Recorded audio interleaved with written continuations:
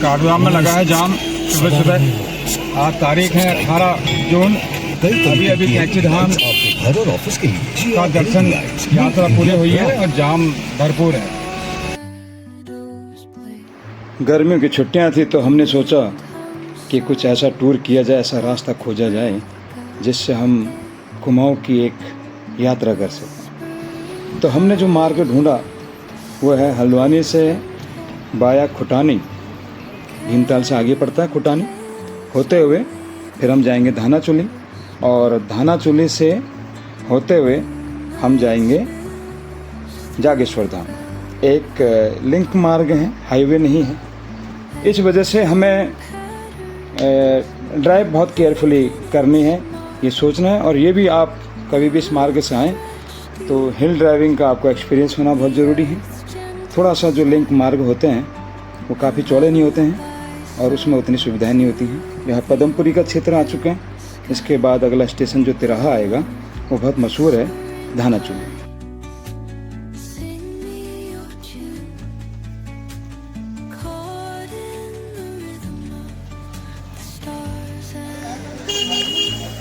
एक ये पहाड़ी रेस्टोरेंट है यहाँ धानाचूली में, गायू फास्ट फूड। क्या नाम है यार? गायू। यहाँ देखो हम लोग, ये दुकान कितने ट्रेडिशनल पुरानी दुकान है और ये लोग खा रहे हैं नाश्ता यहाँ पे। ये देखो क्या खा रहे हो आप लोग बच्चों?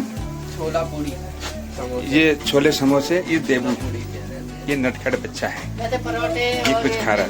दही परोठे दही छोले और मेरे बर्तन में तो दही इतना डाल दिया सब गिर रहा है इधर।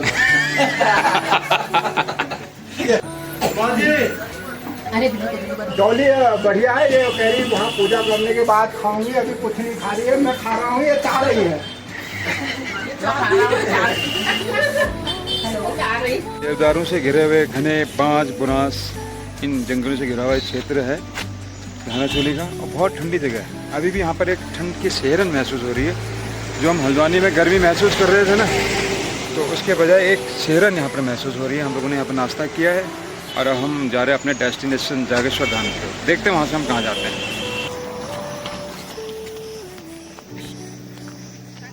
और ये रोड गई आपकी जागेश्वर को और ये है आपके डोल आश्रम, श्री कल्याणिका हिमालय देवस्थानम न्यास के द्वारा बनाया गया डोल आश्रम। एक भव्य मंदिर है, बड़ी सुरम्य वादियाँ हैं और यहाँ पर बांज बुरांस के पेड़ इत्यादि दिखाई देते हैं। और आश्रम का जो गेट है कितना भव्य है और जितनी भव्यता इसके गेट में है ना, वो आश्रम आप अंदाज़ा लगाओ कितना भयंकर होगा। तो ये है अल्मोड़ा जनपद के लमगड़ा क्षेत्र में स्थित डोल आश्रम। अभी तो हम लंबी यात्रा है तो इस वजह से आश्रम नहीं जा पाए। इसका मैंने वीडियो एक्सप्लोर किया है कि आप मेरे चैनल में देख सकते हैं। घने जंगलों के बीच में स्थित है आश्रम और यहाँ पर गुरुकुल पद्धति से बच्चों को वैदिक शिक्षा भी दी जाती है। बरसात के बाद का देखो कितना सुहाना दृश्य आता है। हल्के हल्के बैकग्राउंड में बादल भी दिखाई देते हैं।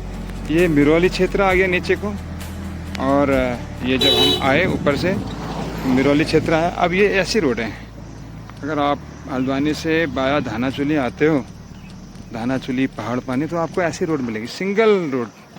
और कहीं कहीं पर तो अच्छा है कि अब क्रैश बैरियर लग गए हैं जो टिन के होते हैं, तो उस वजह से एक छोटी रोड भी सुरक्षित महसूस होती है। खूबसूरत नज़ारा यहाँ का।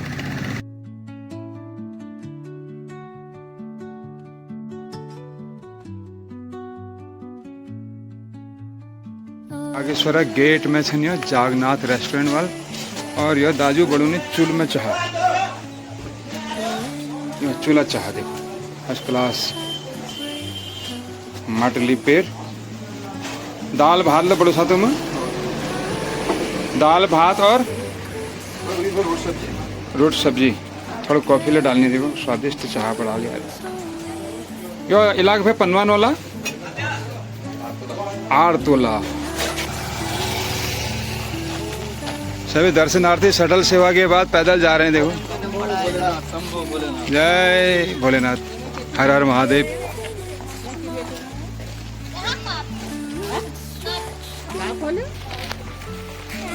यह है जागेश्वर धाम की मुख्य बाजार। हल्की हल्की बारिश भी हो रही है, तो एक बहुत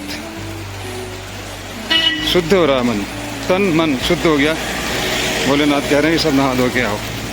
तो छोटी सी मार्केट है, यहाँ पर रहने की सारी व्यवस्थाएं हैं, और आसपास आप देखोगे ना तो सब देवदार की झुरमट है। बहुत ठंडा इलाका है, बारिश से ठंडक यहाँ पर महसूस हो रही है। यहाँ पर खाने पीने और रहने की सारी व्यवस्थाएं हैं।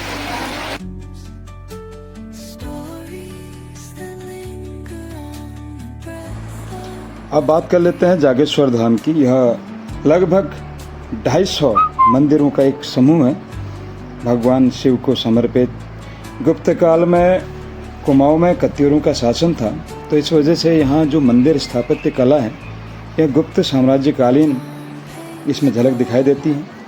जटागंगा के तट पर स्थित भगवान शिव का यह मंदिर पुरातत्व सर्वेक्षण विभाग द्वारा इस मंदिर समूह के निर्माण को 3 कालों में बांटा गया है: कत्यूर काल, उत्तर कत्यूर काल और चंद काल। इस मंदिर में जो लकड़ियाँ इस्तेमाल की गई हैं ये आसपास के देवदार की लकड़ियाँ, देवदार वृक्ष की लकड़ियाँ इसमें यूज़ की गई हैं। 12 ज्योतिर्लिंगों में से एक माना जाता है। पुराणों के अनुसार शिवजी और सप्त ऋषियों ने यहाँ पर तपस्या की थी, और उस समय इन मंदिर समूहों में लोग आते थे और जो भी मन्नत मांगते थे, भले की कामना हो या बुराई की कामना की, तो ये माना जाता है कि उस समय सब तरह की कामनाएं यहाँ पूरी होती थी। और बदले में लोग मंदिर से रिलेटेड, मंदिर से मिलता छोटे बड़े मंदिर यहाँ पर स्थापित करते थे। 8वीं शताब्दी में जब शंकराचार्य जी यहाँ आए, इन्होंने महामृत्युंजय भगवान शिवलिंग की स्थापना की और उसको कीलित किया। ये स्थानीय पुजारियों द्वारा जानकारी प्राप्त हुई। कीलित कर जो बुरी कामना करने के पश्चात लोगों की बुरी कामनाएं पूरी होती थी, उसको रोका गया। तो तब से ही यहाँ पर पूरे भारतवर्ष में, संसार में शिवलिंग की पूजा का प्रावधान है, और यहीं से शिवलिंग की पूजा प्रारंभ हुई। अच्छा, एक मज़े की बात और है इस मंदिर में। इस मंदिर में स्थित है एक कमल कुंड, जिसमें कमल के लाल सफ़ेद पुष्प खिलते हैं, और यह मान्यता भी है कि इस कमल कुंड पर अगर आप सिक्के उछालते हैं और वो सिक्का किसी पत्ते पर रुक जाता है कोई विश करके, तो वो आपकी मनोकामना उसमें पूरी मानी जाती है। आइए देखते हैं, कमल कुंड का नज़ारा लेते हैं। यहाँ पर आप देख रहे हैं लोग मन्नतें मांग रहे हैं, और उस कमल कुंड में कमल की पत्तियों पर सिक्के उछाल रहे हैं। ये माना जाता है कि सिक्का वहाँ पर रुकना चाहिए, मान्यताएं हैं। दूसरा, इस क्षेत्र की एक खास बात मैं आपको बताऊं, जो मैंने देखा भी है।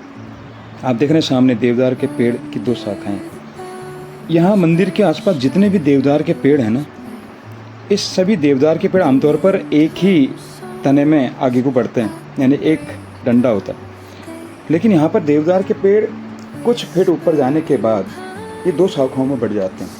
ये सिर्फ जागेश्वर के देवदार के वृक्षों में देखने को मिलता है, संसार के अन्य वृक्षों में देखने को नहीं मिलता। यहाँ छोटे बड़े बहुत से मंदिर हैं जो देवी देवताओं को, अलग अलग देवी देवताओं को समर्पित मंदिर हैं यहाँ पर भगवान केदारनाथ का मंदिर भी है, नंदा देवी मंदिर भी है, महामृत्युंजय मंदिर है। 2 मंदिर यहाँ पर बड़े मंदिर हैं, मुख्य मंदिर और महामृत्युंजय मंदिर जिन्हें कहा जाता है। बाकी राजाओं ने, तब के व्यापारियों ने जो विश की, और इस मंदिर को आप देखेंगे ना, ये बीच में एक मंदिर है। ये दक्षिण भारतीय स्थापत्य कला का प्रतीक है। जैसे हम्पी के जो मंदिर शैलियाँ हैं उस तर्ज पर यह मंदिर है। तो इससे आभास होता है कि दक्षिण भारतीय लोग भी इन मंदिरों में आते थे हजारों साल पहले, और अपनी मन्नत पूरी करने के पश्चात यहाँ मंदिर निर्माण करते थे। यह वह वृक्ष है जो 2 शाखाओं में बटा हुआ है, और इसकी भी पूजा की जाती है। आप देखेंगे इन मंदिर स्थापत्य कला की एक विशेष शैलियाँ हैं। उत्तराखंड में जितने भी मंदिर बने हैं, ये आदि गुरु शंकराचार्य जी के विशेष प्रभाव से उनके द्वारा स्थापित अधिकांश मंदिर यहाँ पर माने जाते हैं। इन मंदिरों की एक खास बात होती है, इनके विमान के शीर्ष पर लकड़ी का एक हौदा या एक दर्शन स्थल भी हम मचान कह सकते हैं, ये बना होता है। मंदिर के पत्थरों को अगर आप गौर से देखेंगे तो बड़ी नक्काशियाँ की गई हैं। पुरातत्व विभाग द्वारा रात्रिकालीन लोगों के लिए यहाँ पर लाइट की व्यवस्था फर्श पे की गई है। यह मुख्य मंदिर है जहाँ पर सबसे पहले पूजा अर्चना की जाती है। इसके पश्चात जो द्वार पर स्थित मंदिर है महामृत्युंजय मंदिर, जिसकी स्थापना आदि गुरु शंकराचार्य जी ने 8वीं शताब्दी में की थी, तो वहाँ पूजा अर्चना की जाती है।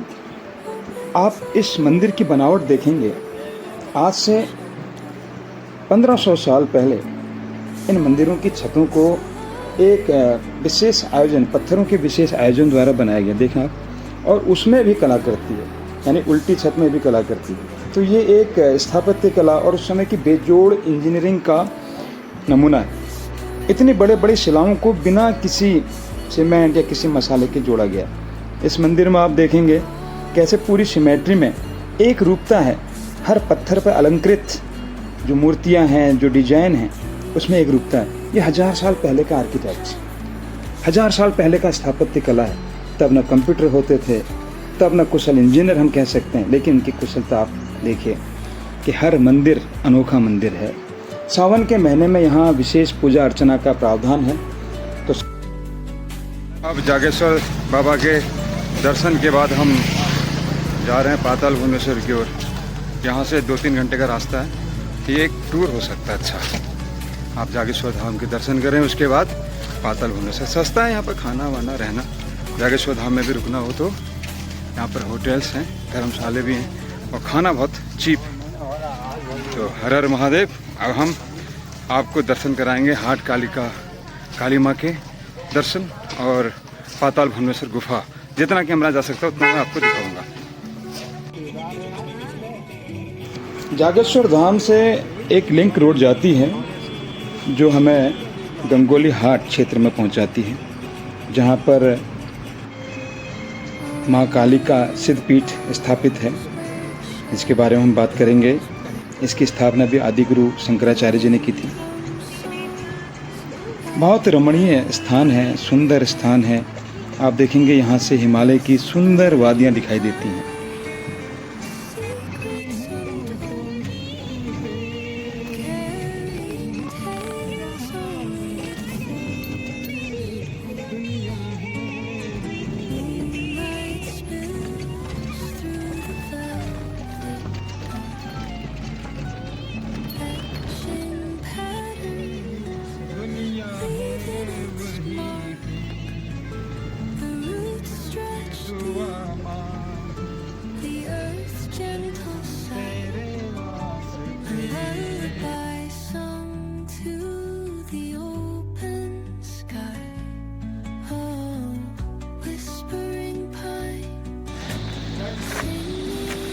ये आ गई पनार घाटी और यहाँ पर है, आप देखेंगे, पनार नदी।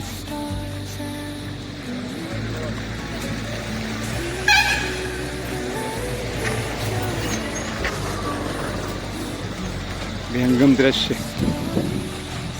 यहाँ पर 2 नदियों का संगम है। एक नदी यहाँ से जा रही, एक यहाँ से आ रही। अब यहाँ से हम गंगोली हाट को ऊपर को जाएंगे और ये जो रूट जाता है ना, ये जाता है आपके पिथौरागढ़।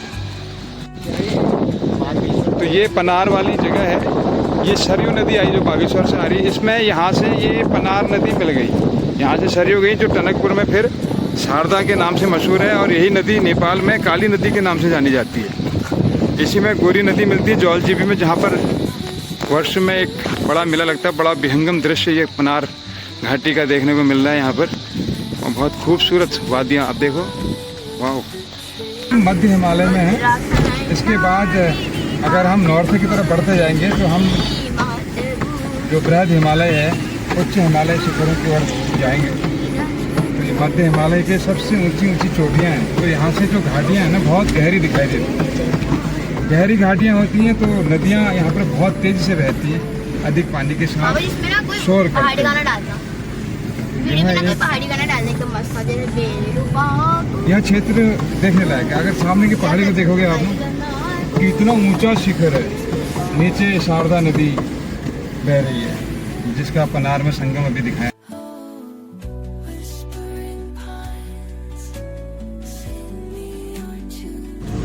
अब हमको गंगोली हाट के मार्ग में एक उड़ियार मिला। उड़ियार पहाड़ में कहते हैं उड़ियार। उड़ियार यानी कि गुफा। वाह, ये एक नेचुरल गुफा है और ये कैसी गुफा है, इसके अंदर क्या क्या ड्रामा है, ये सब इसके करीब जाकर पता लगेगा। पॉज करो, अभी हम यहाँ वापस आते हैं। ये पाताल भुवनेश्वर साइड ना पहाड़ों के इन निचले इलाकों में बहुत सारी गुफाओं जैसी संरचना है, प्राकृतिक संरचना। दृश्य देखिए आप, वाह। और मैं आपको दिखा रहा हूँ ये गुफा जैसी संरचना।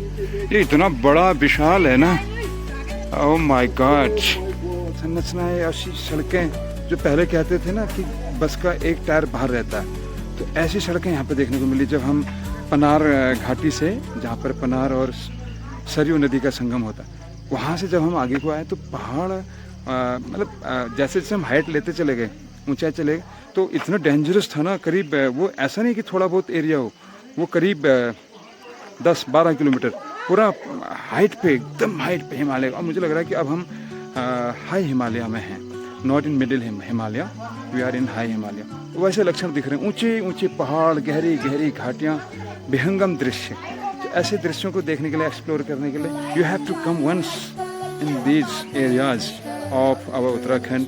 क्यों जाते हो आप पहलगाम या कोई और प्लेस में, जब आपकी उत्तराखंड में ही है इतना सारा कुछ देखने को, स्वर्ग सा, देवभूमि सच में। It's very nice, I am very happy to come here. देखते हैं पाताल भुवनेश्वर में आपको क्या क्या चीज़ें हम देख सकते हैं। फिलहाल तो ये पहाड़ों का तो अलग ही मजा है, तो देखना है ना, वादियों को देखो आप। कोई खास इमारत वगैरह देखना तो ठीक है, देखो, लेकिन जो मज़ा वादियों को देखने का है ना, वो किसी चीज़ में आपको नहीं मिल सकता।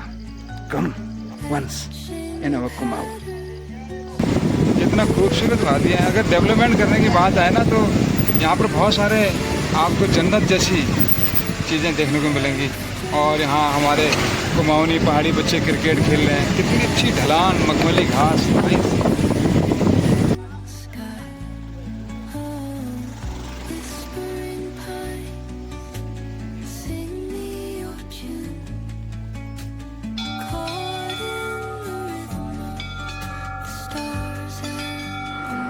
उत्तराखंड के अधिकतर मंदिरों की तरह इस मंदिर की स्थापना भी आदिगुरु शंकराचार्य जी ने सिद्धपीठ के रूप में स्थापित की। यह रणभूमि के सैनिकों की रक्षक देवी मानी जाती है। माँ काली कुमाऊं रेजिमेंट की इष्ट देवी भी हैं।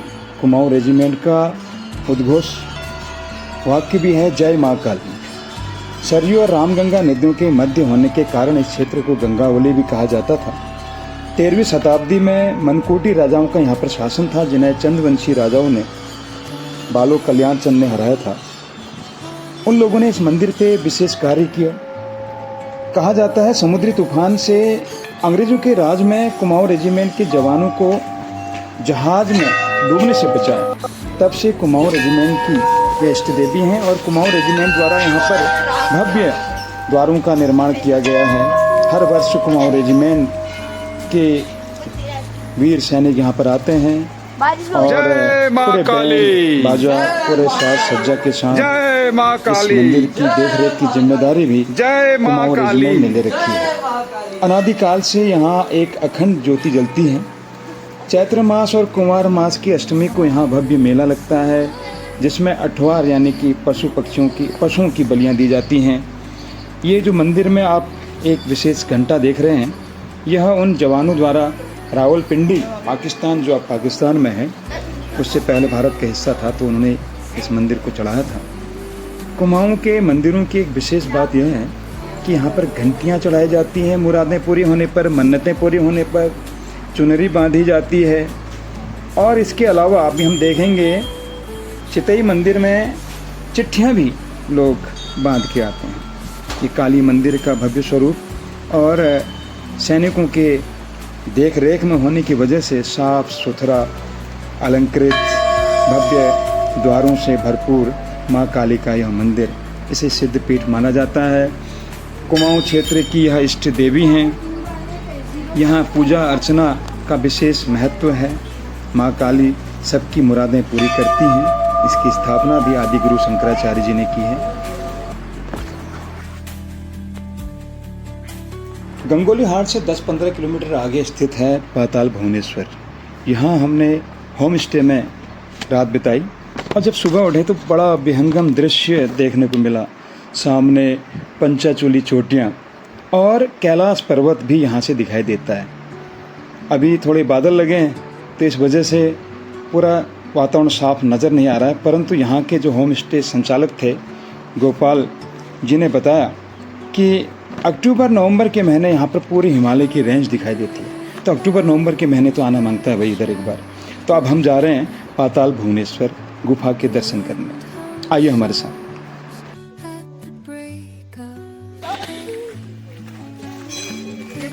समीर दरबार चलो हाँ देखो बेटा मेरे घर वाले समीर समीर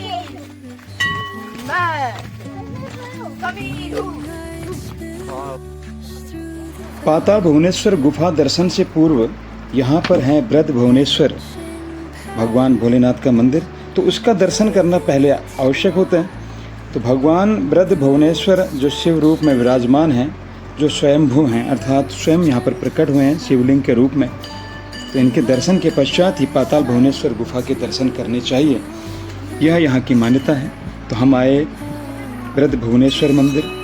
इसकी अलंकृत दीवारों को देखकर मन मोह गया। बहुत अंदर परिसर बहुत काफ़ी बड़ा है, जो पूजा अर्चना यज्ञ इत्यादि के लिए काफ़ी। पाताल भुवनेश्वर मार्ग पर ही बिल्कुल करीब कुमाऊं मंडल विकास निगम का पर्यटक आवास केंद्र भी यहाँ पर है। यहाँ पर आप रह सकते हैं, ऑनलाइन बुकिंग कर सकते हैं। पुरातत्व विभाग द्वारा लगाया गया स्मारक चिन्ह।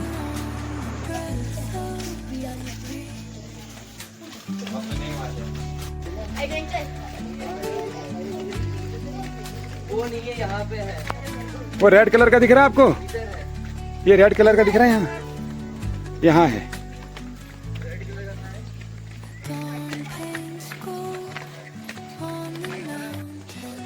फाइनली हम लोग पाताल भुवनेश्वर आ चुके हैं। पूरी टीम आ रही है, बच्चे आगे भाग गए हैं देखो। और क्या सुंदर प्राकृतिक दृश्य, देवदार के पेड़ों से घिरा हुआ क्षेत्र बहुत रमणीय है और बहुत हाइट पे भी है। तो जून के महीने हमें ठंड की सहन महसूस हो रही है यहाँ पे, तो मज़ा आ रहा है यहाँ पे। तो आपको ज़रूर आना चाहिए पाताल भुवनेश्वर देखने के लिए। That is not way, you are going wrong way. कहाँ जा रहे हो? अरे यार वो बच्चे बच्चों के लिए एक फ्री प्लेस मिलता है।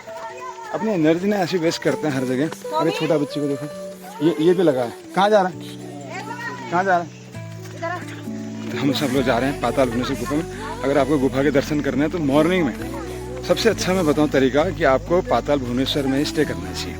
यहाँ पर होम स्टेज हैं काफ़ी और अच्छा घर का खाना मिलता है, अच्छी सुख सुविधाओं से लैस होम स्टे। तो यहाँ रहना चाहिए। और सुबह सुबह 7 बजे अगर आप भीड़ भाड़ से और अच्छे से देखना चाहते हो, सुबह सुबह 7 बजे एक फ़ोन लेके आओ, क्योंकि फ़ोन यहाँ जमा हो जाते हैं, उसके पैसे पड़ते हैं। 20 रुपये एक फ़ोन पड़ता है। टिकट कम है, 20 रुपये 30 रुपये ऐसी कुछ टिकट है। देखते हैं। सुलभ टॉयलेट कॉम्प्लेक्स, आधुनिक सुविधाओं से लैस। ये क्षेत्र कितना रमणीय है, आप कल्पना नहीं कर सकते कि इन पहाड़ों में हरे भरे देवदारों के जंगल से घिरे हुए पहाड़ों में भी अंदर से गुफा है। बताओ, this is the main gate.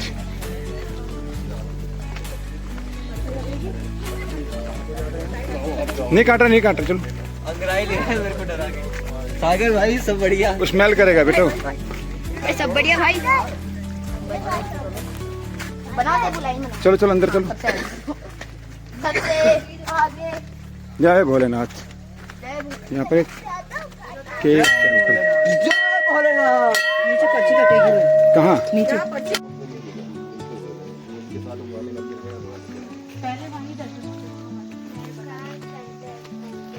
कितनी सारी चुनरियाँ बांधी गई हैं यहाँ, विश मांगी गई है। ये जो पाताल भुवनेश्वर है, ये गुफा भी महादेव को समर्पित है, भोलेनाथ को।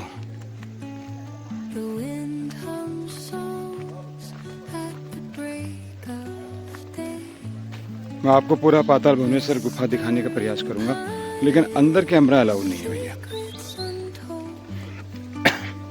यहाँ पर कुछ संकेत मिल रहे हैं गुफाओं के, बड़ी बड़ी चट्टानें हैं।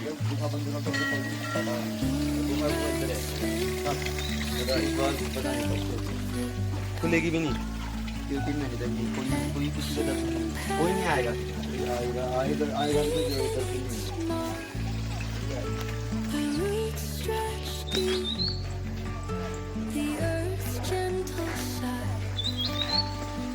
एक बात अच्छी लगी ना, डस्टबिन भी रखे हैं।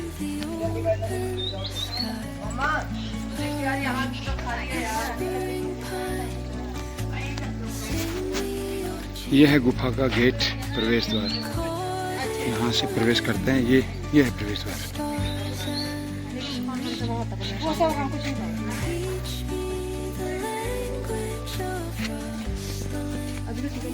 इन स्थान के नीचे गुफा है, बताओ, इस जमीन के नीचे।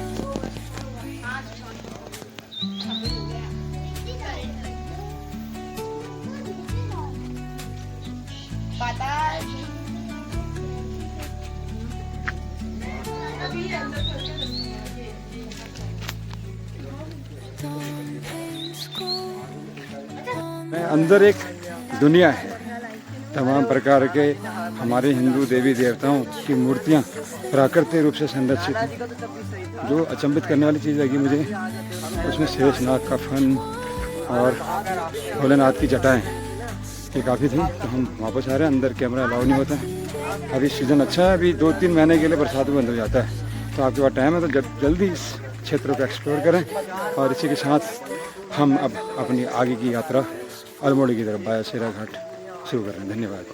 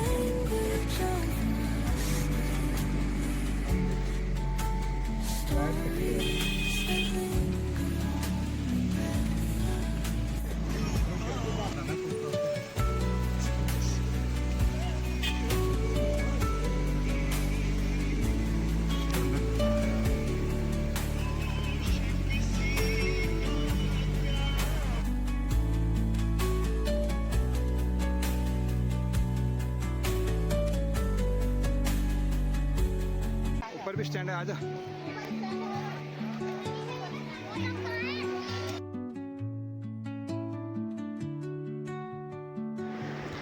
यह है अल्मोड़े का सुप्रसिद्ध चितई गोलजू देवता का मंदिर। गोलजू कुमाऊं गढ़वाल के इष्ट देव माने जाते हैं। इन्हें न्याय का देवता भी कहते हैं। इस मंदिर की कवायत है कि यहाँ पर मन्नत पूरी होने पर घंटियाँ चढ़ाई जाती हैं। तो अनगिनत गिन नहीं सकते इतनी घंटियाँ यहाँ चढ़ाई गई। दूसरी, इस मंदिर की एक खास बात है, जैसा कि हम जानते हैं उत्तराखंड में गोलजू को गॉड ऑफ जस्टिस यानी न्याय का देवता कहते हैं। तो यहाँ पर असंख्य प्रार्थनाएं, प्रार्थना पत्र, चिट्ठियाँ, यहाँ पर अपने मन की बातें भगवान इष्ट गोलजू के साथ लोग शेयर करते हैं चिट्ठियों के रूप में। और उन चिट्ठियों को इस मंदिर परिसर में कहीं भी टांग दिया जाता है। और माना जाता है कि चिट्ठी गोलजू देवता पढ़ते हैं और ये न्याय की गुहार लोग लगाते हैं। किसी के साथ किसी प्रकार का न्याय हुआ तो चिट्ठियों का भंडार अलग से यहाँ रखा हुआ है। जब ज़्यादा हो जाती है ना तो उन्हें अलग रख दिया जाता है, लेकिन ये रहेंगे मंदिर परिसर में ही। और ये भी माना जाता है कि किसी की लिखी चिट्ठियों को पढ़ना नहीं चाहिए, क्योंकि वह चिट्ठी मनुष्य की अपने इष्ट देवता गोलजू देवता से व्यक्तिगत वार्ता के रूप में, व्यक्तिगत गुहार के रूप में लिखी गई है। न्याय के देवता गोलजू सुप्रसिद्ध हैं। इनका मूल स्थान चंपावत है, लेकिन प्रसिद्ध मंदिर इनका चितई का गोलजू मंदिर है। दूसरा जो मंदिर स्थित है इनका घोड़ाखाल भीमताल के पास, भवाली भीमताल के पास, वह भी इनका बहुत ही मशहूर मंदिर है। वहाँ भी लोग न्याय की गुहार लगाते हैं। भगवान गोलजू को शिव का अवतार माना जाता है। ये माना जाता है कि इन्हें गौर भैरव अर्थात शिव का अवतार माना जाता है। चमोली क्षेत्र में इनको इष्ट देव के रूप में पूजा जाता है। गौरल देव सफ़ेद पगड़ी, सफ़ेद घोड़े पर सवार गोलजू देव यहाँ मनुष्यों में भी अवतरित होते हैं जो मन से शुद्ध होते हैं और इनकी जागर लगाई जाती है।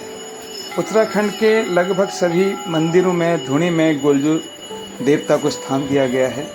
घर में किसी भी प्रकार का रोष, असंतोष या परेशानियां हों तो गोलजू देवता से गुहार लगाई जाती है, इनकी जागर लगाई जाती है। किसी मनुष्य के भीतर यह अवतरित होते हैं और न्याय करते हैं, इसलिए इन्हें जस्टिस ऑफ गॉड कहा जाता है। आप देख रहे हैं असंख्य चिट्ठियाँ, असंख्य लोगों की गुहारें यहाँ पर दिखाई दे रही हैं। आज के दिन गोलजू देवता का आशीर्वाद हमें प्राप्त हुआ, इनके दर्शन हुए और मंदिर में भंडारा था तो हमने भंडारे का भी आनंद लिया। सुप्रसिद्ध मंदिर न्याय के देवता गोलू देवता का चितई मंदिर।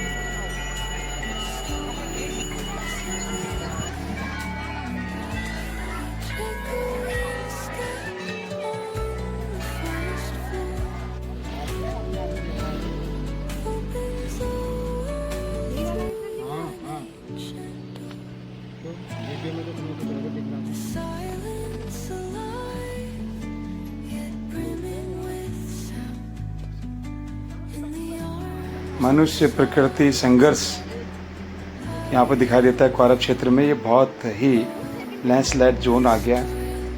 यहाँ पर वर्ष में कई बार मार्ग बंद रहता है लैंडस्लाइड की वजह से। भूस्खलन क्षेत्र है क्वारब, यहाँ से कभी कभी बहुत लंबा जाम भी लगता है इधर जब लैंडस्लाइड होता है। बरसात में इधर बहुत खतरा, थोड़ा ड्राइव सावधानी से करना होता है इन क्षेत्रों में। और हमारी यह यात्रा पूरे कुमाऊं का लगभग हमने गोल चक्कर लगा लिया, जिसमें हमने विभिन्न धामों की यात्रा की। सर्वप्रथम जागेश्वर धाम, हाड़ कालिका मंदिर, पाताल भुवनेश्वर गुफा और अंत में चितई गोलजू देव। ये पूरी यात्रा हमारी एक नाइट स्टे पे हुई। बहुत कम खर्च पे आप ऐसी यात्रा कर सकते हैं। आप कुमाऊं के उन क्षेत्रों की ओर यात्रा कर सकते हैं जहाँ पर आमतौर पर पर्यटकों की भीड़ कम होती है, क्योंकि नैनीताल, भीमताल, सातताल क्षेत्र, रानीखेत क्षेत्र पर्यटकों से भरा रहता है। तो इस क्षेत्र पर आएँ, यहाँ की वादियों का मज़ा लें, विहंगम दृश्यों का मज़ा लें, तीर्थ स्थानों का मज़ा लें। Thanks for watching.